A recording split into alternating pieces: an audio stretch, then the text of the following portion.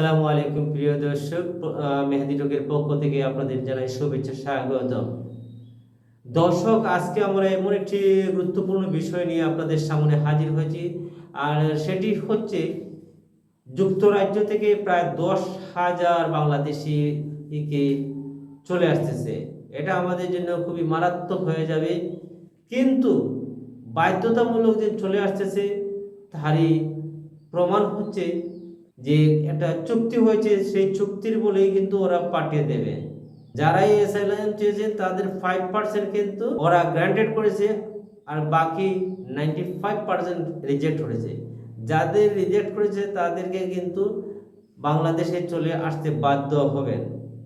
তো আমরা জানি না কারা আসতেছেন, শীঘ্রই আমরা জানতে পারবো।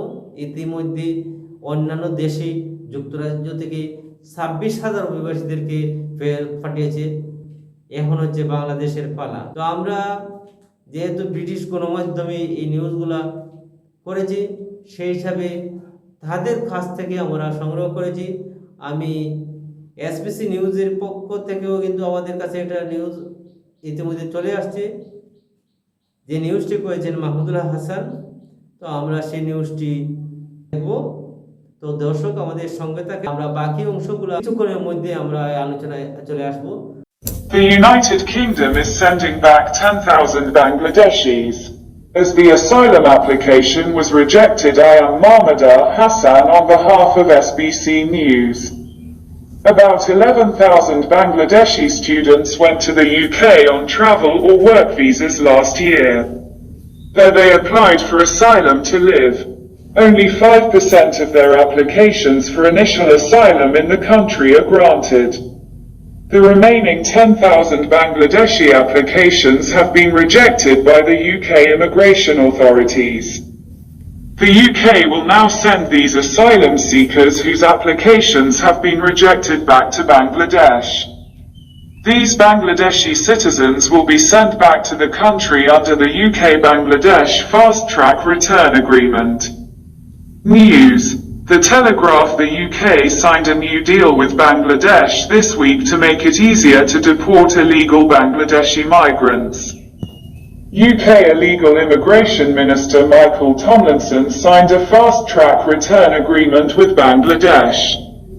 Earlier, the two sides agreed on the return agreement at the first joint UK-Bangladesh working group on home affairs in London.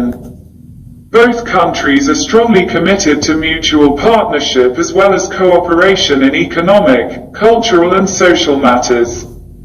Under this agreement, Bangladeshi citizens whose asylum applications have been rejected will be sent back to Bangladesh quickly through the fast-track system. In addition, the agreement will facilitate the repatriation of criminals and those who overstay after entering the country with visas. According to the report, these migrants have only claimed political asylum for permanent residence after entering the UK on international student, worker or visitor visas since March last year. It also states that visas allow people from other countries to stay in the UK for a specified period of time. But if someone applies for asylum after entering the UK, their status there becomes uncertain. A record 21,525 visa holders applied for asylum in the UK by March 2023, a 154% increase on the previous year. It also says that Pakistan is the top asylum seeker after entering the UK with a visa, followed by Bangladesh, India, Nigeria and Afghanistan. Last year, 26,000 citizens of different countries were repatriated from the UK. দর্শক, আমরা মাহমুদুল হাসানের রিপোর্টটি দেখলাম। সেই রিপোর্টটি যেহেতু English news থেকে আমরা আসলে বুঝতে পারলাম প্রায় 10,000 বাংলাদেশিকে ফেরত পাঠাচ্ছে যুক্তরাজ্য। কেন পাঠাচ্ছে? আশ্রয় আবেদন প্রত্যাখ্যান হয়। ইতিমধ্যে যারা আশ্রয়ের জন্য আবেদন করেছিলেন তাদের 95% আবেদন রিজেক্ট হয়েছে এবং অনলি 5% তারা এক্সপেক্ট করেছে। প্রায় 11,000 বাংলাদেশি শিক্ষার্থী গত বছর ভ্রমণ কিংবা কাজের ভিসায় যুক্তরাজ্য যান। সেখানে তারা বসবাসের জন্য আশ্রয়ে আবেদন করেছিলেন। দেশটিতে প্রাথমিক আশ্রয়ের জন্য তাদের মধ্যে মাত্র 5% আবেদন মঞ্জুর করা হয়। বাকি 10,000-এর বেশি বাংলাদেশি আবেদন খারিজ করে দিয়েছে যুক্তরাজ্যের অভিবাসন কর্তৃপক্ষ। আবেদন খারিজ হওয়া এসব আশ্রয় প্রার্থীদের এখন বাংলাদেশে ফেরত পাঠাবে যুক্তরাজ্য। যুক্তরাজ্য বাংলাদেশে এর ফাস্ট ট্র্যাক রিটার্ন চুক্তির আওতায় এই বাংলাদেশি নাগরিকদের দেশে ফেরত পাঠানো হবে। খবর দ্য টেলিগ্রাফ। আমরা টেলিগ্রাফের খবরটি কিছুক্ষণ আগেই দেখেছিলাম, তারপরে এসবিসি নিউজের সংবাদটি তো আমরা দেখেছি। অবৈধ অভিবাসীদের ফেরত পাঠানো সহজ করতে চলতি সপ্তাহে বাংলাদেশের সঙ্গে নতুন চুক্তি করেছে যুক্তরাজ্য। যুক্তরাজ্যে অবৈধ অভিবাসন বিষয়ক মন্ত্রী মাইকেল টমলিনসন বাংলাদেশের সঙ্গে একটি ফাস্ট ট্র্যাক রিটার্ন চুক্তি স্বাক্ষর করেন। এর আগে লন্ডনে স্বরাষ্ট্র বিষয়ক প্রথম যৌথ ইউকে বাংলাদেশ ওয়ার্কিং গ্রুপে উভয় পক্ষের রিটার্ন চুক্তির বিষয়ে সম্মত হন। উভয় দেশে পারস্পরিক অংশীদারিত্বের পাশাপাশি অর্থনৈতিক, সাংস্কৃতিক ও সামাজিক বিষয়ে সহযোগিতার ব্যাপারে জোরালো অঙ্গীকার করে। এই চুক্তির আওতায় অ্যাসাইলাম আবেদন প্রত্যাখ্যান হওয়া বাংলাদেশি নাগরিকদের ফাস্ট ট্র্যাক দ্রুত পদ্ধতিতে বাংলাদেশে ফেরত পাঠানো হবে।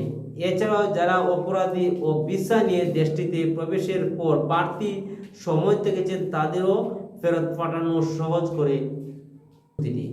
প্রতিবেদনে বলা হয়েছে এই অভিবাসীরা গত বছরের মার্চ থেকে আন্তর্জাতিক শিক্ষার্থী, কর্মী বা ভিজিটর ভিসায় যুক্তরাজ্যে যাওয়ার পর শুধুমাত্র স্থায়ীভাবে বসবাসের জন্য রাজনৈতিক আশ্রয় দাবি করেন।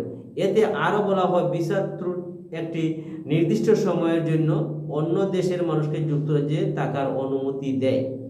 কিন্তু যুক্তরাজ্যে প্রবেশের পর কেউ আশ্রয়ের আবেদন করলে সেখানে তার অবস্থান অনির্দিষ্ট হয়ে যায়। 2023 সালে মার্চ পর্যন্ত রেকর্ড 1,525 জন ভিসাধারী যুক্তরাজ্যে আশ্রয়ের আবেদন করেন, যা আগের তুলনায় 154% বেশি। এতে আরও বলা হয় ভিসা নিয়ে যুক্তরাজ্য প্রবেশের পর আশ্রয় প্রার্থীদের এর শীর্ষে রয়েছে পাকিস্তান, এরপরে অবস্থান রয়েছে বাংলাদেশ, তারপরে ভারত, নাইজেরিয়া, আফগানিস্তান। গত বছর যুক্তরাজ্য থেকে বিভিন্ন দেশের 26,000 নাগরিককে নিজ দেশে ফেরত পাঠানো হয়েছে। যেহেতু ইতিমধ্যে তারা পাঠানো শুরু করে দিয়েছে, আর বাংলাদেশের সাথে যেহেতু একটি চুক্তি হয়েছে ফাস্ট ট্র্যাকের মাধ্যমেই কিন্তু বাংলাদেশের এই কর্মীগুলোকে তারা পাঠাতে তাদের সহজ হয়ে গেছে। সবচেয়ে বেশি সমস্যায় সম্মুখীন হবে কারা? যারা সিলেট থেকে গিয়েছে, কারণ তারা অনেকেই অ্যাসাইলাম চেয়েছেন। এখানে কিন্তু একটা মজার বিষয় আছে, শুধু বিরোধী দলীয় নেতা কর্মীরা কিন্তু অ্যাসাইলাম চায়নি। আমার জানা মতে অনেকেই আছেন সিলেট অঞ্চলে, যেহেতু আমার বাড়ি সিলেট, তো আপনারা জানেন সিলেটের অনেকের সাথে আমার পরিচয় আছে। অনেক আওয়ামী লীগ নেতারাও কিন্তু সেখানে গিয়ে অ্যাসাইলাম চেয়েছেন। এছাড়াও আপনারা জানেন কানাডায় কিন্তু অ্যাসাইলাম চাচ্ছেন অনেক আওয়ামী লীগ নেতারাও, শুধু বিএনপির লোকজন নয়, আওয়ামী লীগের। আর আওয়ামী লীগ জাতীয় পার্টি সব জাসদ, আমার এক বড় ভাই জাসদের নেতা ছিলেন, উনি কিছুদিন আগে কানাডায় চলে গেছেন। পরে জানতে পারলাম তিনি স্থায়ী বসবাসের জন্যই সেখানে গিয়ে রিফিউজি হয়েছেন। দেশে ছিলেন নেতা, সেখানে গিয়ে হয়েছেন খাতা। সিলেটের লোকজন যারা আমরা আসে বিভিন্ন জায়গা থেকে স্থায়ী বসবাসের জন্য আসে কিংবা কাজ কামের জন্য আসে, দীর্ঘদিন থেকে যায়, হয়তো কারো বাড়িতে থাকে, কারো বাড়ি পাহারা দেয়, তো তাদেরকে আমরা রিফিউজি বলি। আমরা যারা রিফিউজি বলি সিলেটিরা, সেই সিলেটিরা রিফিউজি হচ্ছে গিয়ে ইউকে, কানাডা সহ বিভিন্ন দেশে। তো দর্শক, যদি আপনাদের কোনো প্রশ্ন থেকে থাকে আপনারা আমাদেরকে কমেন্টের মাধ্যমে জানিয়ে দেবেন। আমরা আগামী কালকের পর্বে আমরা আপনাদের এর অবশ্যই এই বিষয়টাই উত্তর দেওয়ার চেষ্টা করব। তো দর্শক, ভালো থাকবেন, সুস্থ থাকবেন, শুভকামনা রইল। আসসালামু আলাইকুম।